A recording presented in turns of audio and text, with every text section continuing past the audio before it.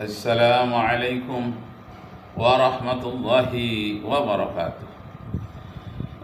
Nashkurullah syukran katsira bi qiraatil hamdalah ala hidayatihi wa taufiqihi alladhi nahnu na'isu biha wa nusalli wa nusallimu ala Muhammadin ala juhdihi wa bazlihi litablighi syara'illah hidayatan lana. Bapak Ibu kaum muslimin yang berbahagia, kajian kita pada hari ini tentang bumi dan antariksa. Apakah bumi itu datar atau bumi itu bulat?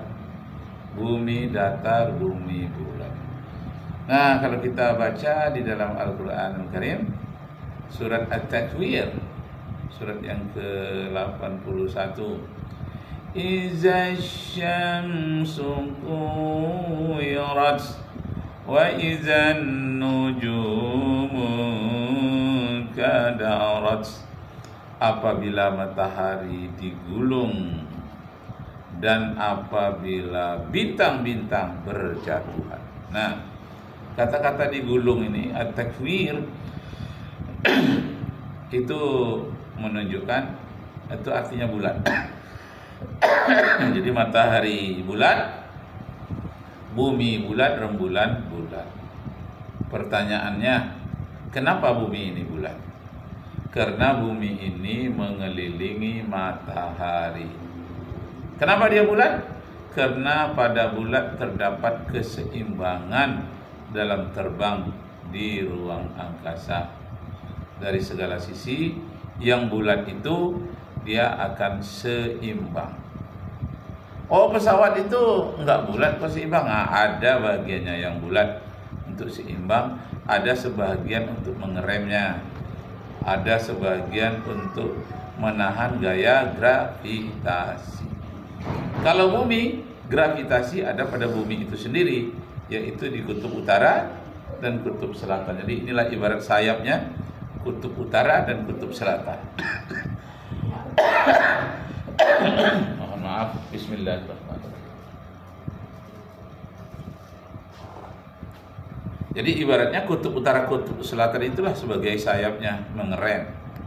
Nah, jadi Bapak Ibu serta saudara-saudara sekalian, tesis saya di S2 IAIN Suskaryau, sekarang menjadi UIN. Itu tesis saya selesai tahun 2002 dan saya cetak menjadi buku. Judulnya Bumi dan Antariksa dalam Sejarah Peradaban Islam. Saya ulangi sekali lagi, ilmu pengetahuan tentang bumi dan antariksa dalam sejarah peradaban Islam. Kebetulan jurusan saya adalah di S2 jurusan tentang pemikiran, ulama-ulama terdahulu.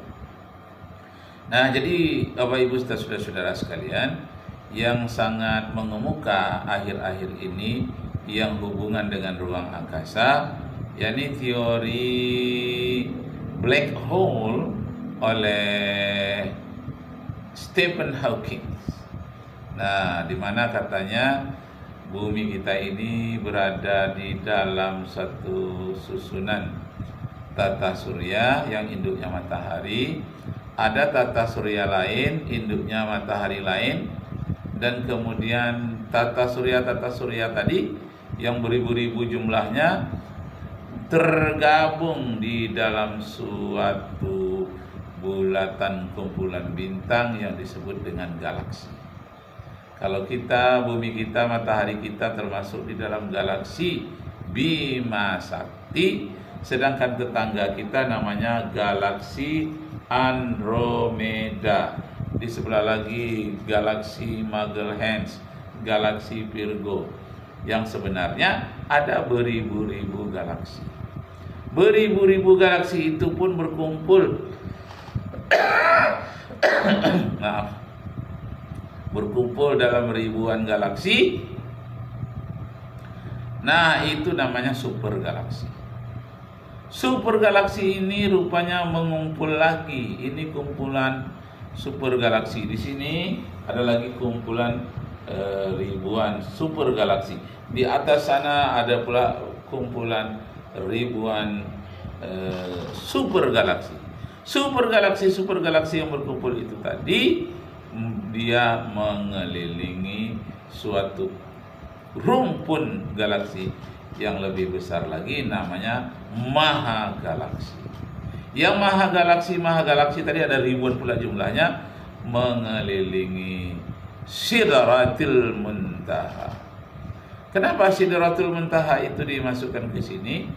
Karena dalam penelitian ilmu pengetahuan ada sesuatu yang disebut dengan sidir. Berkemungkinan sidir itulah Sidratul Muntaha. Jadi ada pernah ilmuwan, walaupun itu di dalam bahasa Latin, sidir, bintang sidir. Tidak mustahillah itu bintang sidrah, Sidratul Muntaha. Jadi sidrah itu kumpulan bintang, muntaha terakhir. Jadi di antara bintang-bintang itu ada yang paling terakhir bintang di ruang angkasa, namanya Sidratul Muntaha. Walaupun demikian, Ibu saudara-saudara sekalian, sebetulnya yang Sidratul Muntaha yang disebut di dalam Al-Quran itu tidak terjangkau lagi oleh sains, tidak terjangkau lagi oleh teropong bintang di Mount Palomar, Amerika Serikat. Nah, karena dia tidak terjangkau, maka di beberapa gunung termasuk Mount Palomar itu dibuatkan 3 gunung, disatukan menjadi satu antena yang menghadap ke atas, yang tidak mampu lagi menggunakan teropong, tapi menggunakan yang namanya teropong astronomi, menggunakan sinyal. Jadi sinyal yang di atas, sinyal itulah cahaya.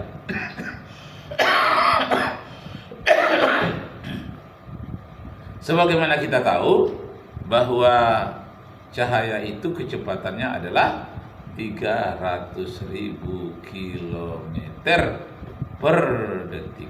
Masya Allah.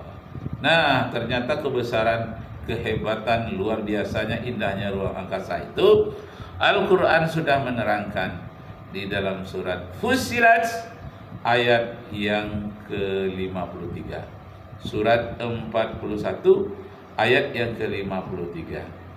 Sanurihim ayatina fil afaqi wa fi anfusihim hatta yatabayyana lahum annahul haqq awalam yakfi birabbika ala kulli syai'in syahid.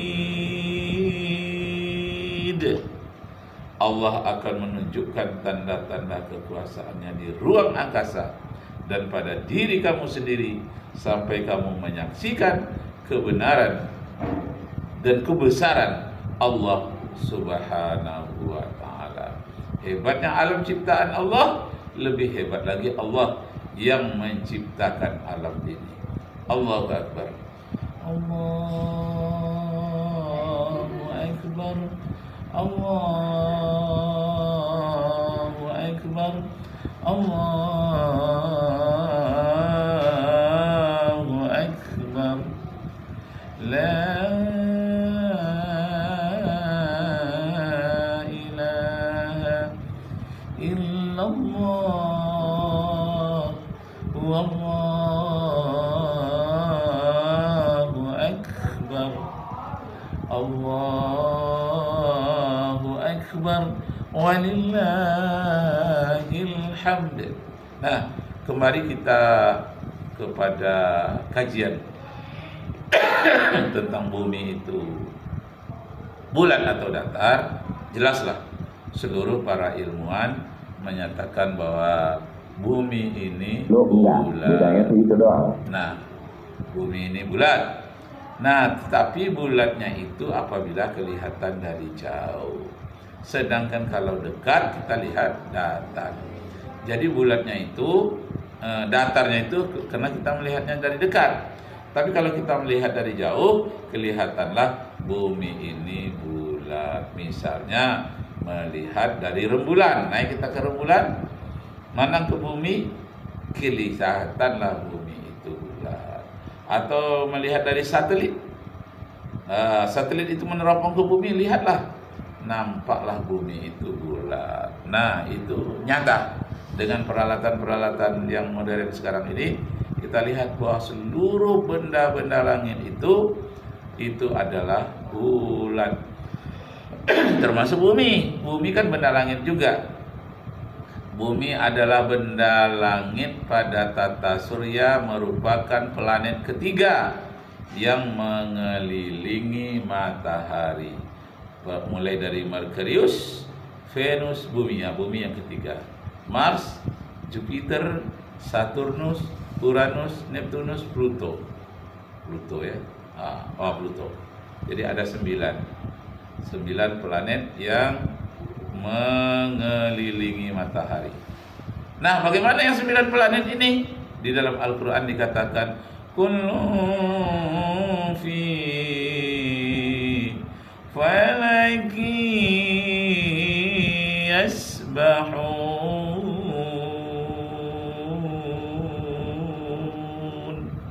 Semua benda-benda langit itu beredar menurut garis edar yang sudah ditetapkan oleh Allah Subhanahu wa taala.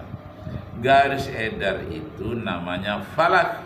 Maka ilmu yang mempelajari tentang peredaran benda-benda di ruang angkasa namanya ilmu falak. Bahasa Al-Quran, kullum fi falak yasbahun. Semua benda-benda itu berenang pada garis edar, pada falak yang telah ditetapkan oleh Allah. Dan di langit itu banyak sekali garis-garis edarnya, sebagaimana disebutkan dalam surat Al-Buruj. Al-Buruj itu garis-garis edar yang banyak di alam semesta, terutama di ruang angkasa. As-samaa'i dzatil buruj. Demi langit yang banyak mempunyai jalan-jalan dari planet dan bintang-bintang di ruang angkasa. Banyak jalan.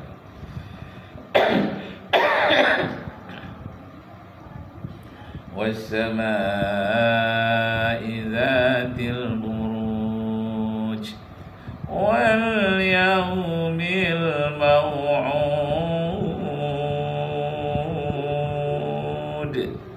wa syahidin wa mashhud. Nah, jadi ada sedikit perbedaan antara bumi bulat atau bumi datar, ada gesekan pendapat ulama sedikit, tapi yang berbeda dari kita janganlah dihina. Bedanya itu belum tentu ente lebih baik daripada mereka, belum. Iya. Di dalam perangai belum tentu kalian lebih baik daripada mereka. Iya. Kebenaran aja dia ketangkep sama kamera. Yang mencela-celanya itu mereka tuh, dan ngabisin dia belum tentu lebih baik juga sebenarnya. Lagi nggak suwe aja, belum suwe aja tadi. Dan kalau dia udah beristighfar, dia bertaubat dari kelakuannya, dan kemudian kita masih mencela-celanya, takutnya juga kita terkena ancaman hadis Rasul. Itu dia. Jadi memang orang yang mengatakan bumi ini datar kayaknya seperti kuno, seperti rendah ilmu pengetahuannya. Lalu kita cela, tidak boleh. Mungkin orang yang kita cela itu lebih baik daripada kita yang mencela. Kalau kita sudah tahu ilmunya, ya kita amalkan saja. Orang-orang yang belum tahu jangan dicela, tidak boleh dikatakan goblok, dikatakan bodoh. Kok hari-hari gini, sains sudah maju, peralatan sudah maju, kok masih mengatakan bumi datar? Nah, itu penghinaan. Janganlah sampai dihina seperti itu. Nah, demikianlah dulu Bapak Ibu saudara-saudara sekalian, kita sambung berikutnya. Wabillahi taufiq wal hidayah. Wassalamualaikum warahmatullahi wabarakatuh.